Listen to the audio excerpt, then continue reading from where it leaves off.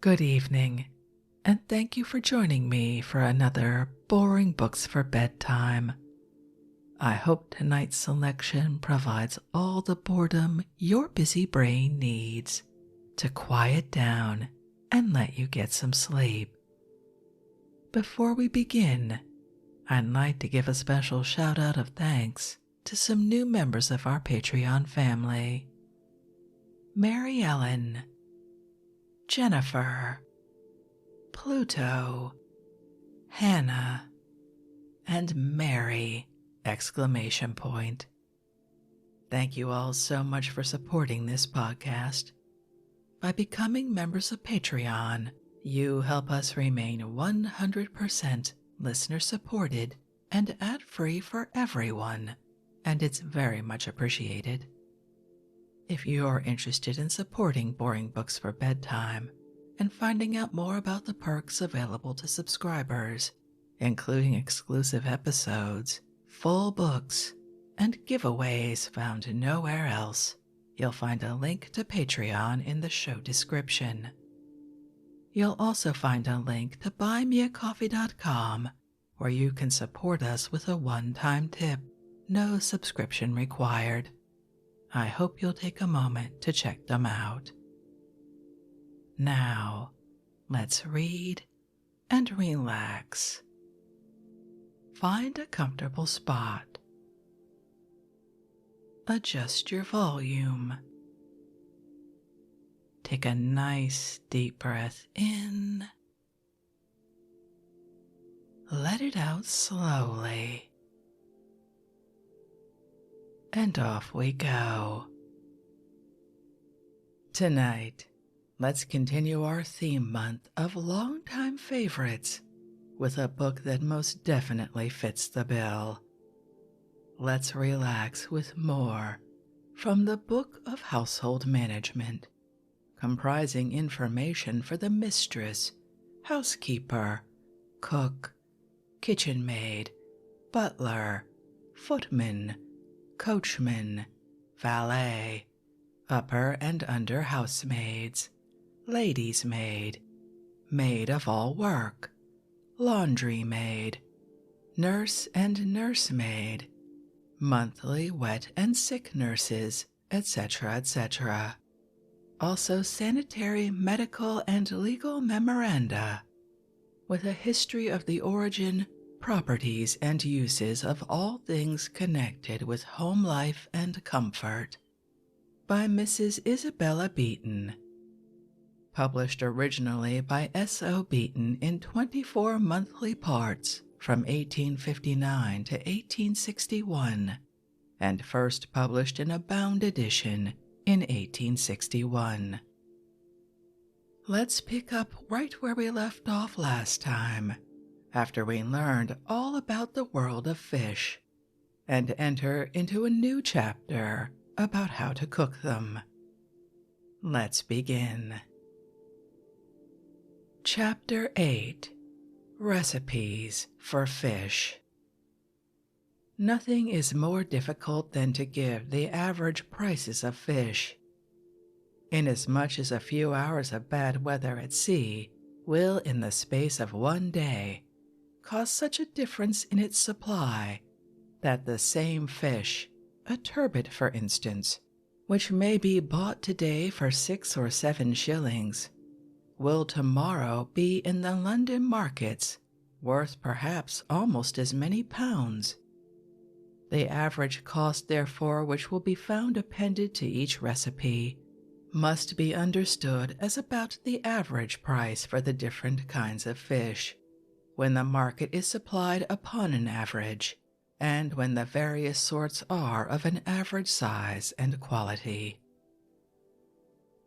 General rule in choosing fish. A proof of freshness and goodness in most fishes is their being covered with scales, for if deficient in this respect, it is a sign of their being stale or having been ill-used. Fried anchovies.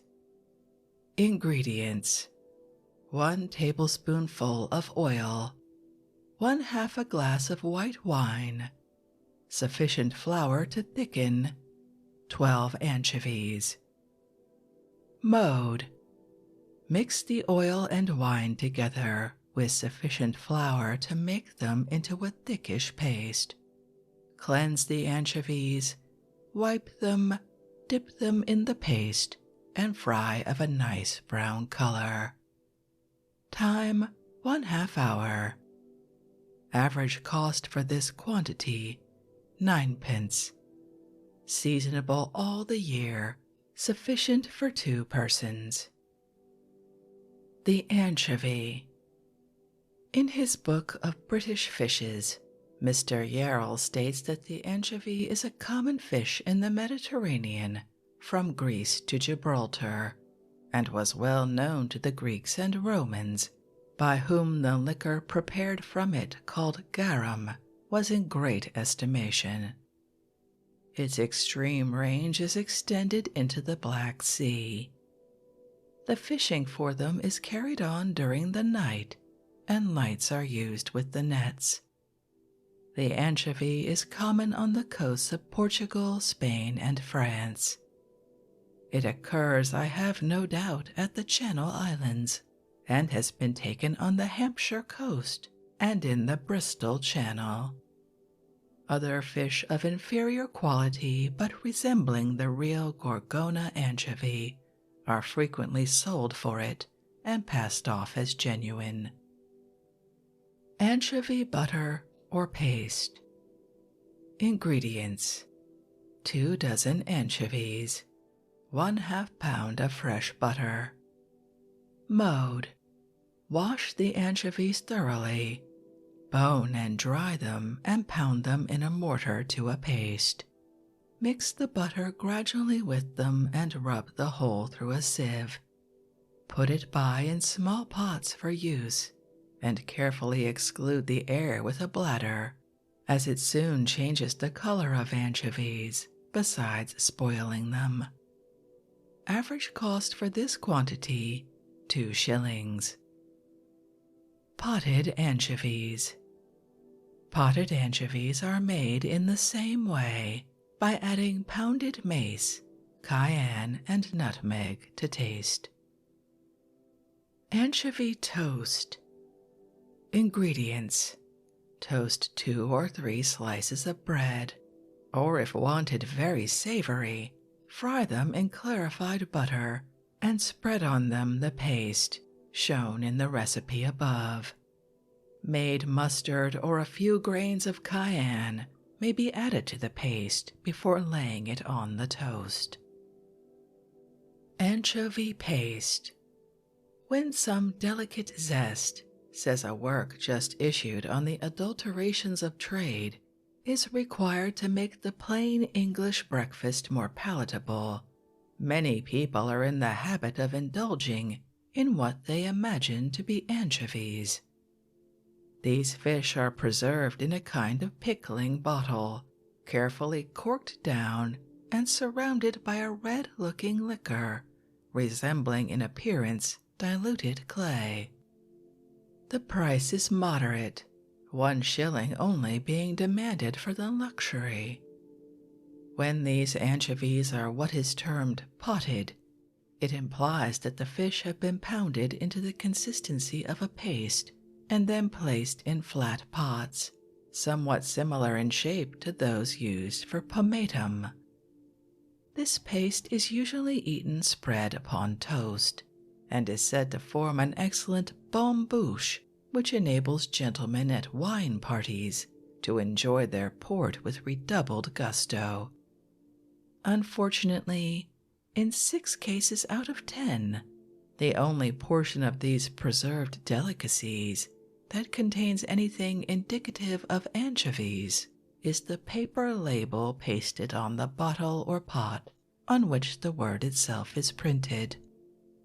All the samples of anchovy paste analyzed by different medical men have been found to be highly and vividly colored with very large quantities of Armenian clay. The anchovy itself, when imported, is of a dark dead color, and it is to make it a bright, handsome-looking sauce that this red earth is used. Barbel. Ingredients: 1/2 pint of port wine, a saltspoonful of salt, 2 tablespoonfuls of vinegar, 2 sliced onions, sweet herbs, nutmeg and mace to taste, the juice of a lemon, 2 anchovies, 1 or 2 barbels according to size. Mode: boil the barbels in salt and water till done. Pour off some of the water, and to the remainder put the ingredients mentioned above. Simmer gently for 1/2 hour or rather more and strain. Put in the fish. Heat it gradually, but do not let it boil or it will be broken. Time: altogether 1 hour, sufficient for 4 persons. Seasonable from September to November. The barbel. This fish takes its name from the barbs or wattles at its mouth, and in England is esteemed as one of the worst of the freshwater fish. It was, however, formerly, if not now, a favorite with some. Others would boil with it a piece of bacon that it might have a relish. It is to be met with from 2 to 3 or 4 feet long, and is said to live to a great age. From Putney upwards in the Thames, some are found of large size, but they are valued only as affording sport to the brethren of the angle. Brill. Ingredients: 1/4 pound of salt to each gallon of water, a little vinegar. Mode: clean the brill, cut off the fins, and rub it over with a little lemon juice to preserve its whiteness. Set the fish in sufficient cold water to cover it. Throw in salt in the above proportions and a little vinegar, and bring it gradually to boil. Simmer very gently till the fish is done, which will be in about 10 minutes. But the time for boiling, of course, depends entirely on the size of the fish. Serve it on a hot napkin, and garnish with cut lemon, parsley, horseradish, and a little lobster coral sprinkled over the fish. Send lobster or shrimp sauce and plain melted butter to table with it. Time: after the water boils, a small brill 10 minutes, a large brill 15 to 20 minutes. Average cost: from 4 shillings to 8 shillings. Seasonable from August to April. The brill. This fish resembles the sole, but is broader, and when large, is esteemed by many in a scarcely less degree than the turbot, whilst it is much cheaper. It is a fine fish, and is abundant in the London market. To choose brill. The flesh of this fish, like that of the turbot, should be of a yellowish tint, and should be chosen on account of its thickness. If the flesh has a bluish tint, it is not good. Codfish.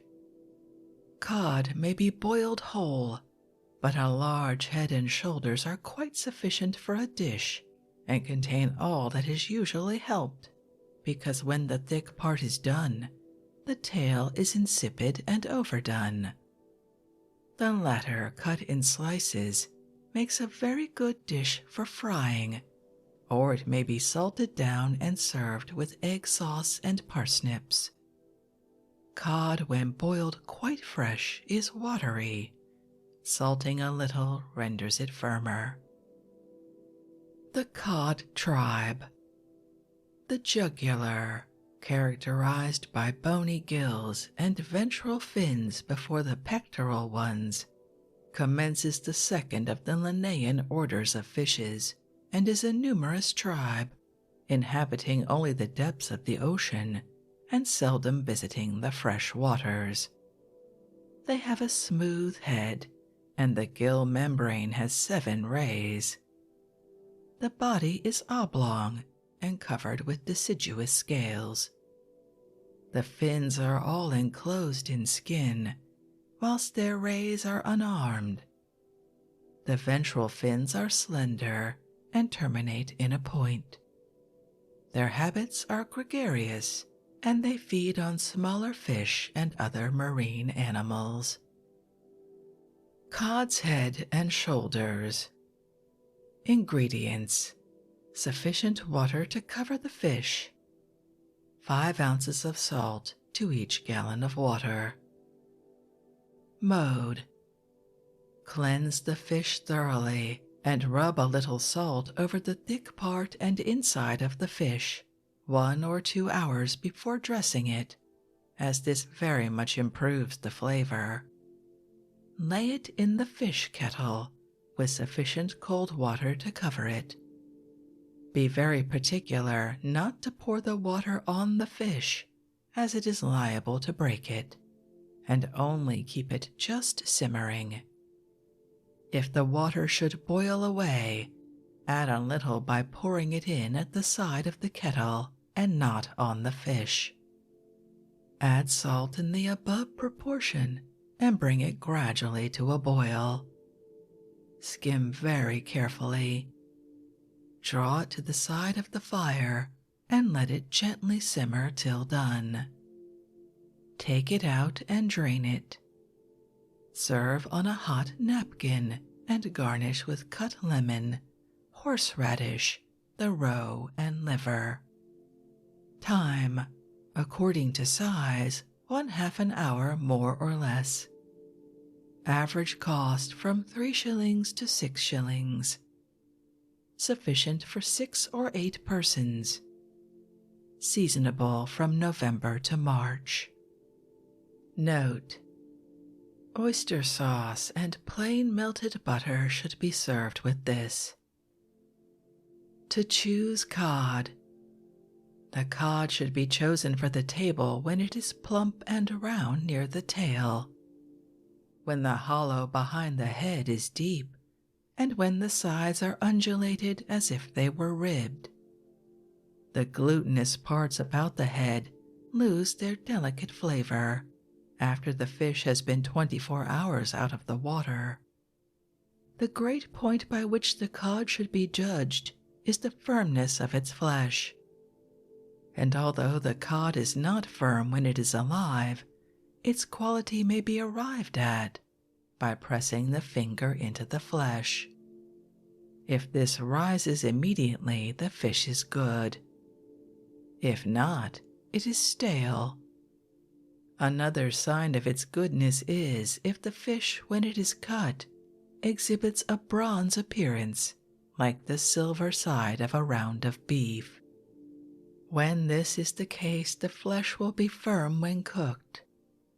Stiffness in a cod or in any other fish is a sure sign of freshness, though not always of quality.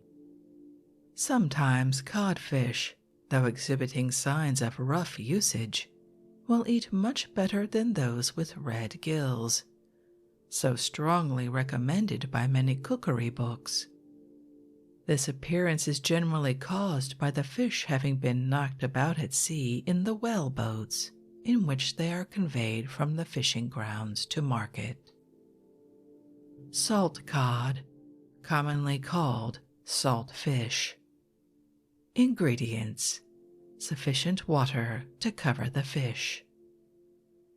Mode: wash the fish and lay it all night in water with a 1/4 pint of vinegar. When thoroughly soaked, take it out, see that it is perfectly clean, and put it in the fish kettle with sufficient cold water to cover it. Heat it gradually, but do not let it boil much or the fish will be hard.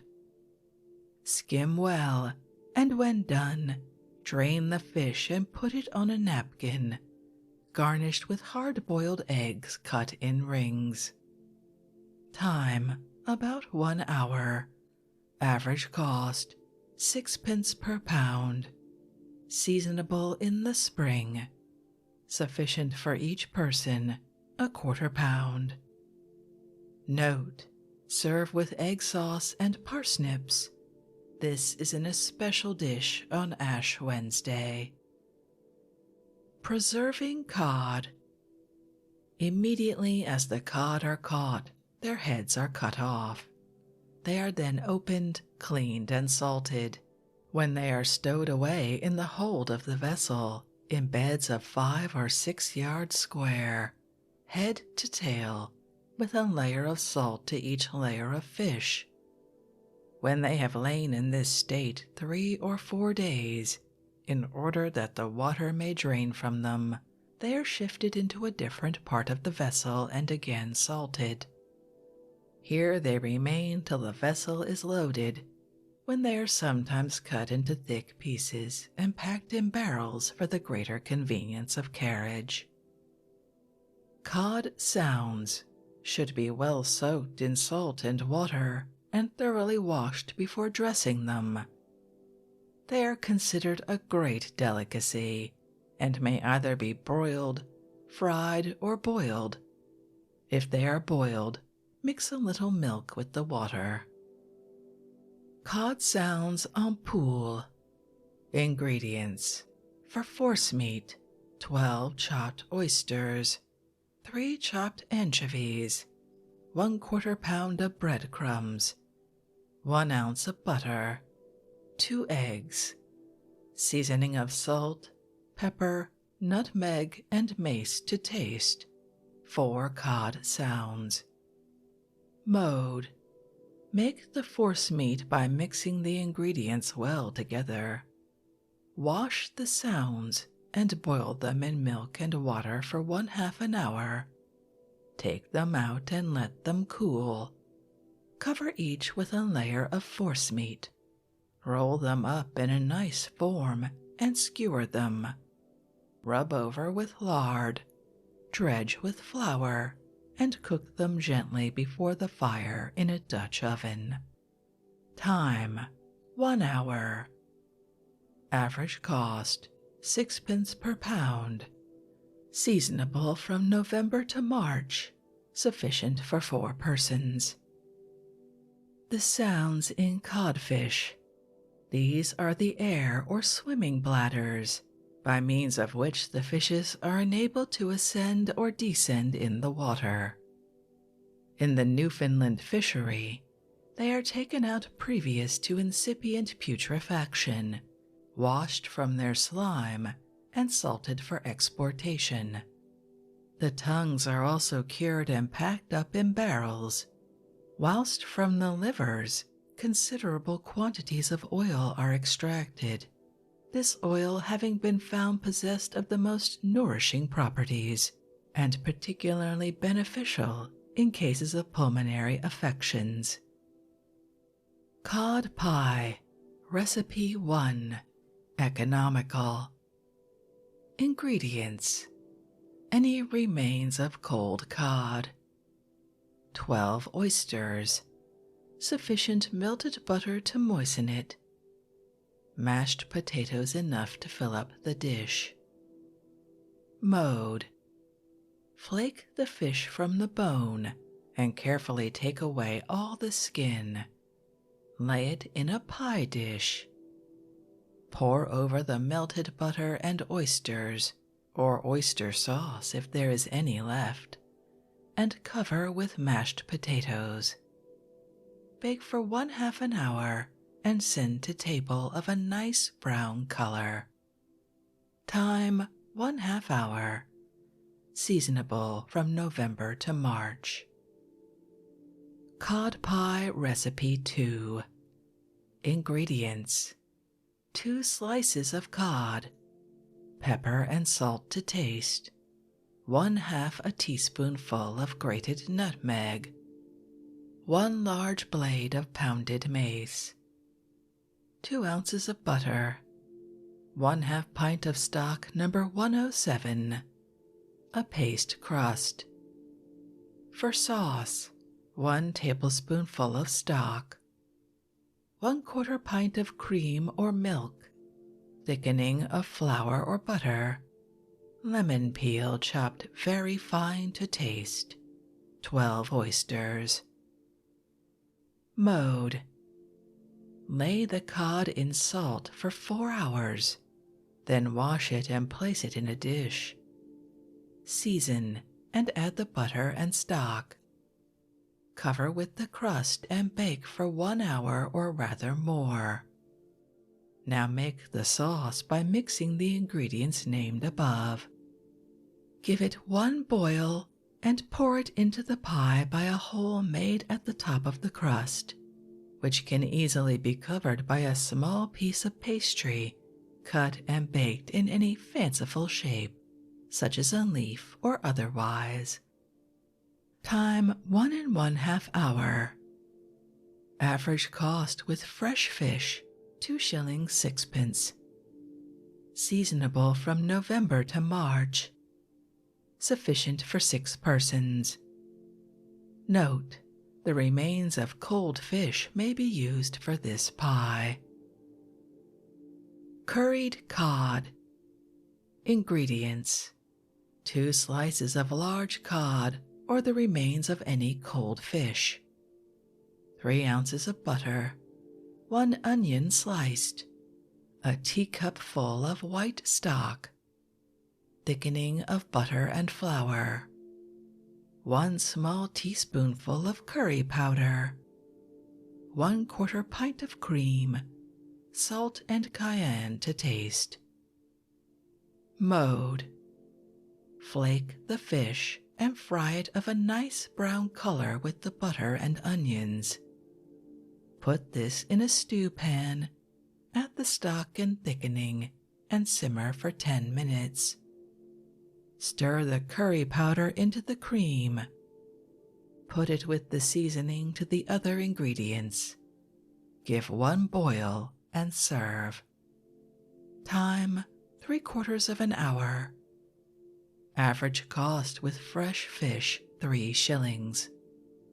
Seasonable from November to March. Sufficient for 4 persons. The food of the cod. This chiefly consists of the smaller species of the scaly tribes, shellfish, crabs, and worms. Their voracity is very great, and they will bite at any small body they see moved by the water, even stones and pebbles, which are frequently found in their stomachs. They sometimes attain a great size, but their usual weight is from 14 to 40 pounds. Cod à la crème. Ingredients: 1 large slice of cod, 1 ounce of butter, 1 chopped shallot, a little minced parsley, 1/4 teacupful of white stock, 1/4 pint of milk or cream, flour to thicken, cayenne and lemon juice to taste, 1/4 teaspoonful of powdered sugar. Mode: boil the cod, and while hot, break it into flakes. Put the butter, shallot, parsley, and stock into a stew pan and let them boil for 5 minutes. Stir in sufficient flour to thicken and pour to it the milk or cream. Simmer for 10 minutes. Add the cayenne and sugar, and when liked, a little lemon juice. Put the fish in the sauce to warm gradually, but do not let it boil. Serve in a dish garnished with croutons. Time: rather more than 1/2 hour. Average cost with cream 2s. Seasonable from November to March. Sufficient for 3 persons. Note: the remains of fish from the preceding day answer very well for this dish. Cod à la béchamel.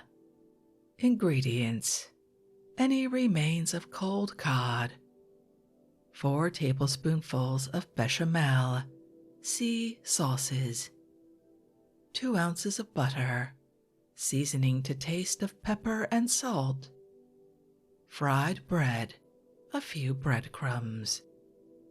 Mode: flake the cod carefully, leaving out all skin and bone. Put the bechamel in a stew pan with the butter and stir it over the fire till the latter is melted. Add seasoning, put in the fish, and mix it well with the sauce. Make a border of fried bread round the dish. Lay in the fish, sprinkle over with breadcrumbs and baste with butter. Brown either before the fire or with a salamander, and garnish with toasted bread cut in fanciful shapes. Time: 1/2 hour. Average cost exclusive of the fish, 6d. The habitat of the cod. This fish is found only in the seas of the northern parts of the world, between the latitudes of 45 degrees and 66 degrees. Its great rendezvous are the sandbanks of Newfoundland, Nova Scotia, Cape Breton, and New England. These places are its favorite resorts, for there it is able to obtain great quantities of worms, a food peculiarly grateful to it. Another cause of its attachment to these places has been said to be on account of the vicinity to the polar seas, where it returns to spawn. Few are taken north of Iceland, and the shoals never reach so far south as the Straits of Gibraltar. Many are taken on the coasts of Norway, in the Baltic, and off the Orkneys, which prior to the discovery of Newfoundland formed one of the principal fisheries. The London market is supplied by those taken between the Dogger Bank, the Well Bank, and Cromer on the east coast of England. Cod à la maître d'hôtel. Ingredients: 2 slices of cod, 1/4 pound of butter, a little chopped shallot and parsley, pepper to taste, 1/4 teaspoonful of grated nutmeg, or rather less, when the flavor is not liked, the juice of 1/4 lemon. Mode: boil the cod and either leave it whole, or what is still better, flake it from the bone and take off the skin. Put it into a stew pan with the butter, parsley, shallot, pepper, and nutmeg. Melt the butter gradually, and be very careful that it does not become like oil. When all is well mixed and thoroughly hot, add the lemon juice and serve. Time: 1/2 hour. Average cost 2 shillings 6d. With remains of cold fish, 5d. Seasonable from November to March. Sufficient for 4 persons. Note: cod that has been left will do for this. The season for fishing cod. The best season for catching cod is from the beginning of February to the end of April. And although each fisherman engaged in taking them catches no more than 1 at a time, an expert hand will sometimes take 400 in a day. The employment is excessively fatiguing, from the weight of the fish, as well as from the coldness of the climate. Cod à l'Italienne. Ingredients: 2 slices of crimped cod, 1 shallot, 1 slice of ham minced very fine, 1/2 pint of white stock, number 107. When liked, 1/2 teacupful of cream, salt to taste, a few drops of garlic vinegar, a little lemon juice, 1/2 teaspoonful of powdered sugar. Mode: Chop the shallots. Mince the ham very fine. Pour on the stock and simmer for 15 minutes. If the color should not be good, add cream in the above proportion and strain it through a fine sieve. Season it and put in the vinegar, lemon juice, and sugar. Now boil the cod. Take out the middle bone and skin it. Put it on the dish without breaking and pour the sauce over it.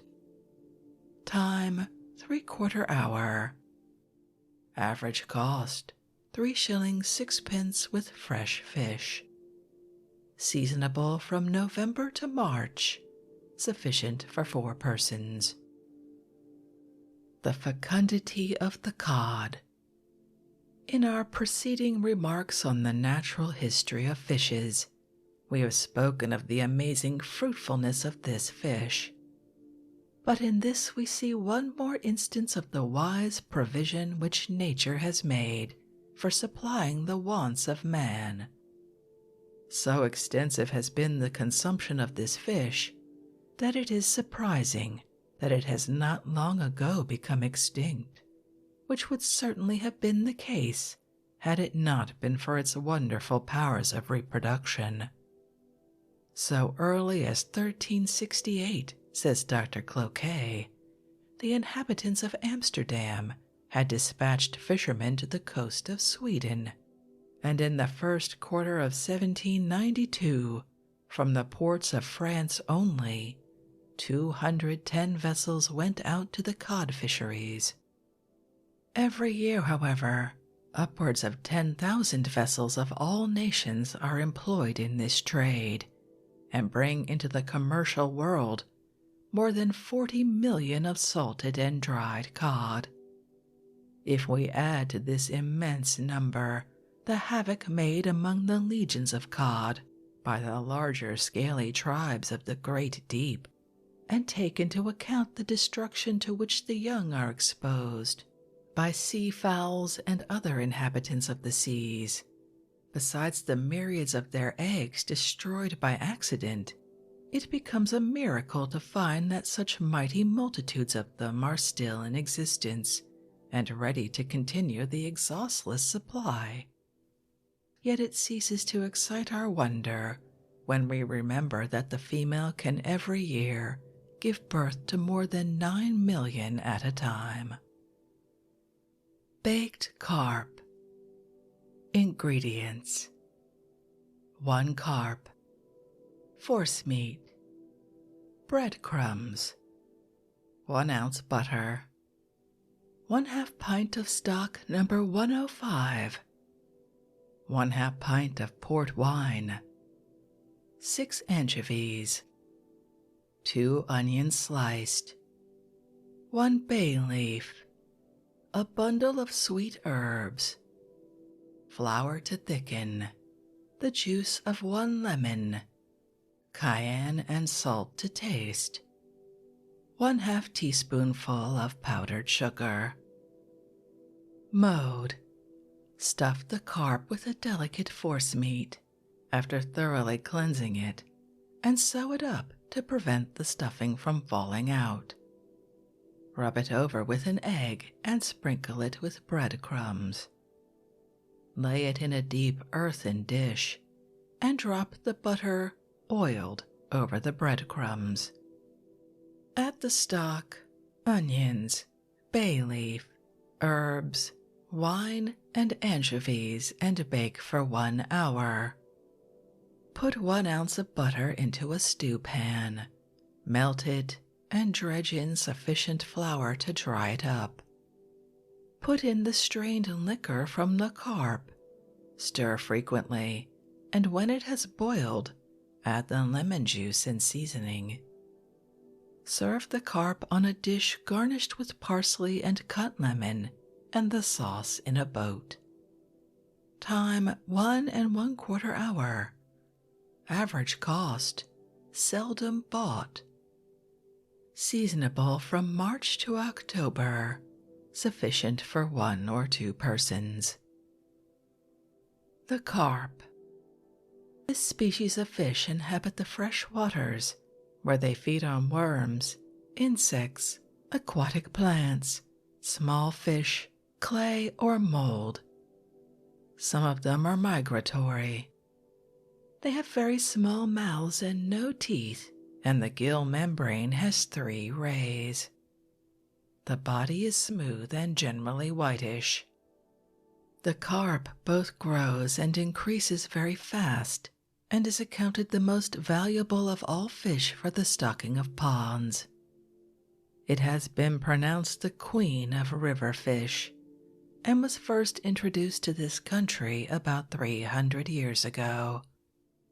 Of its sound or air bladder, a kind of glue is made, and a green paint of its gall.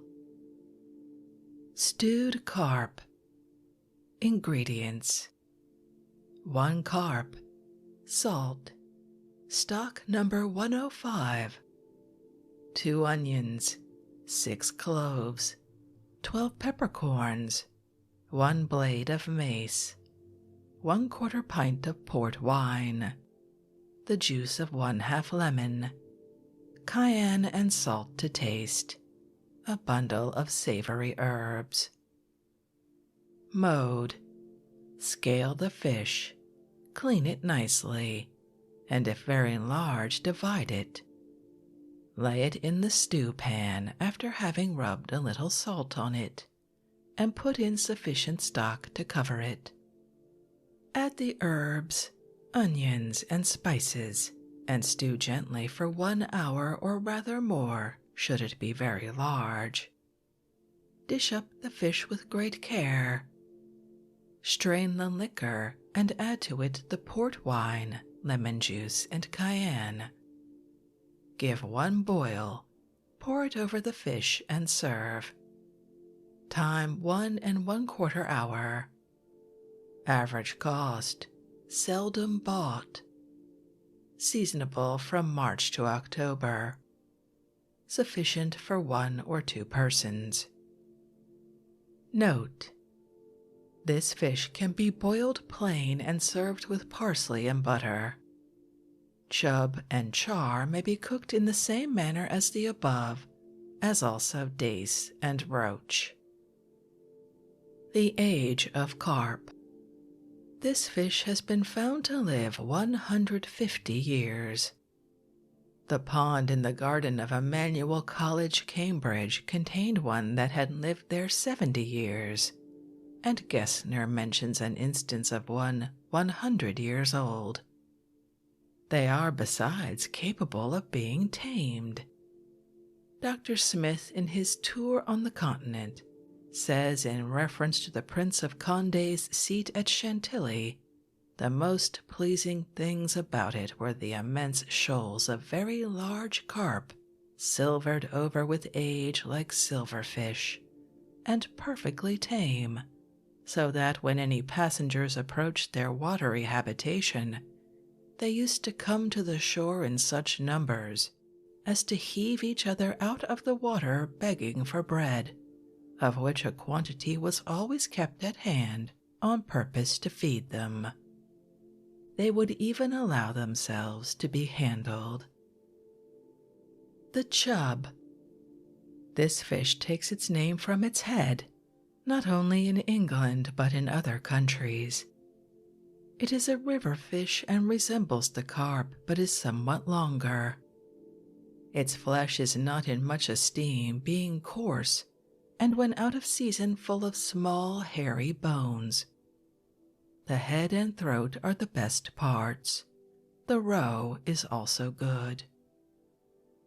The char. This is one of the most delicious of fish, being esteemed by some superior to the salmon. It is an inhabitant of the deep lakes of mountainous countries. Its flesh is rich and red and full of fat. The largest and best kind is found in the lakes of Westmoreland, and as it is considered a rarity, it is often potted and preserved. The dace or dare. This fish is gregarious and is seldom above 10 inches long. although according to Linnaeus it grows 1.5 feet in length. Its haunts are in deep water, near piles of bridges, where the stream is gentle, over gravelly, sandy, or clayey bottoms, deep holes that are shaded, water lily leaves, and under the foam caused by an eddy. In the warm months they are to be found in shoals on the shallows near to streams.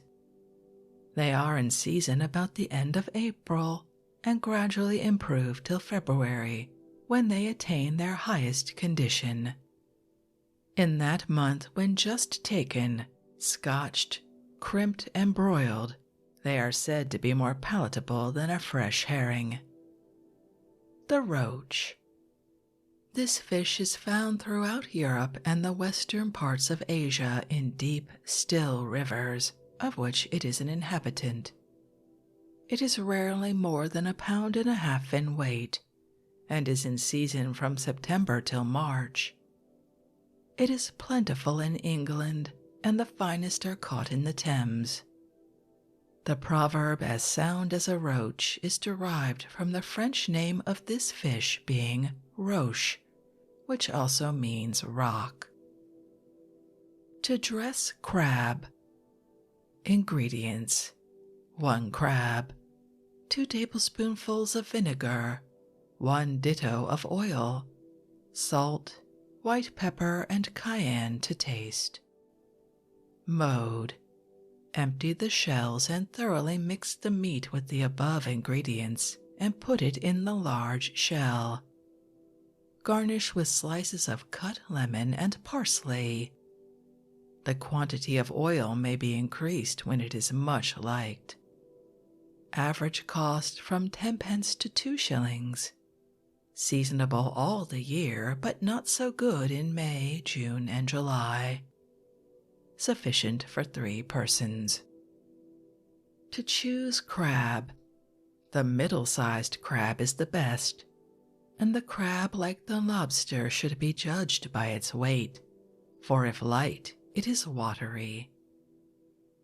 Hot crab. Ingredients: 1 crab, nutmeg, salt, and pepper to taste, 3 ounces of butter, 1/4 pound of breadcrumbs, 3 tablespoonfuls of vinegar. Mode: after having boiled the crab, pick the meat out from the shells and mix with it the nutmeg and seasoning. Cut up the butter in small pieces and add the breadcrumbs and vinegar. Mix all together. Put the whole in the large shell and brown before the fire or with a salamander. Time: 1 hour. Average cost from 10 pence to 2 shillings. Seasonable all the year, but not so good in May, June, and July. Sufficient for 3 persons. The crab tribe. The whole of this tribe of animals have the body covered with a hard and strong shell, and they live chiefly in the sea. Some, however, inhabit fresh waters, and a few live upon land. They feed variously on aquatic or marine plants, small fish, molluscae, or dead bodies. The black-clawed species is found on the rocky coasts of both Europe and India, and is the same that is introduced to our tables, being much more highly esteemed as a food than many others of the tribe. The most remarkable feature in their history is the changing of their shells and the reproduction of their broken claws. The former occurs once a year, usually between Christmas and Easter, when the crabs retire to cavities in the rocks or conceal themselves under great stones. Fishermen say that they will live confined in a pot or basket for several months together, without any other food than what is collected from the sea water, and that even in this situation they will not decrease in weight. The hermit crab is another of the species, and has the peculiarity of taking possession of the deserted shell of some other animal, as it has none of its own. The circumstance was known to the ancients and is alluded to in the following lines from Oppian. The hermit fish, unarmed by nature, left helpless and weak, grow strong by harmless theft. Fearful they stroll and look with panting wish for the cast crust of some new-covered fish, or such as empty lie and deck the shore, whose first and rightful owners are no more. They make glad seizure of the vacant room, and count the borrowed shell their native home, screw their soft limbs to fit the winding case, and boldly herd with the crustaceous race. Crayfish.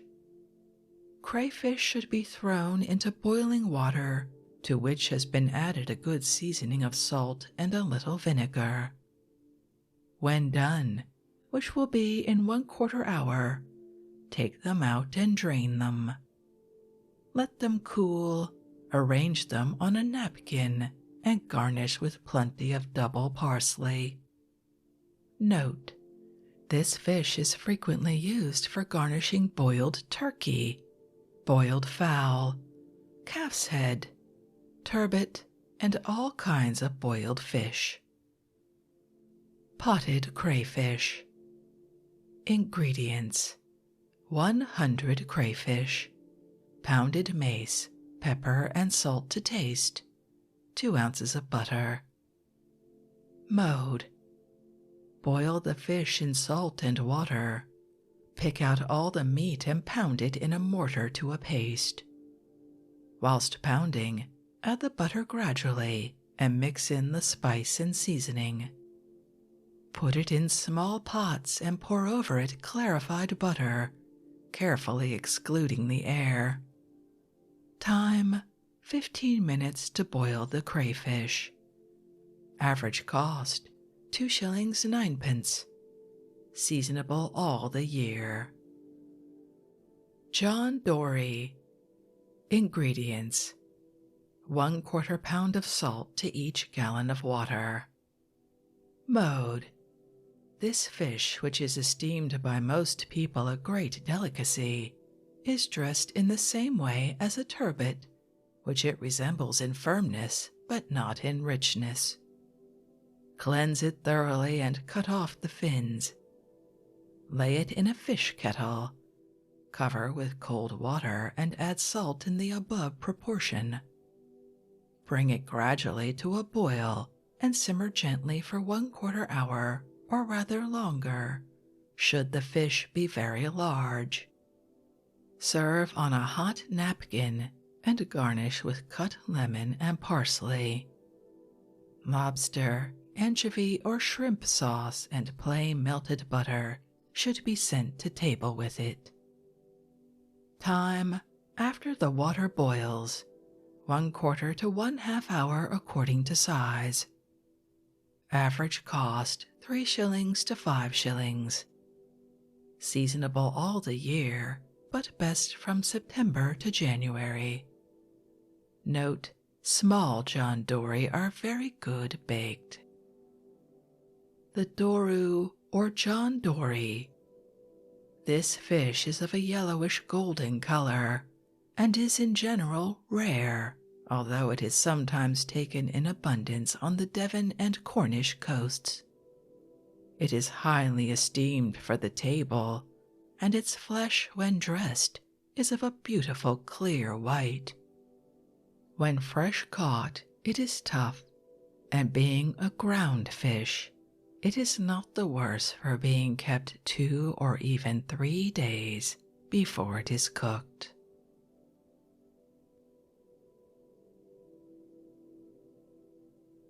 And before we head into a rather sizable section about eels, I think we'll end this evening's reading from the Book of Household Management by Mrs. Isabella Beeton, who, as always, is committed to improving our education about the foods we eat. What a lot of information that was, in addition to what seemed to be some pretty basic and serviceable recipes. For once. I hope you enjoyed that.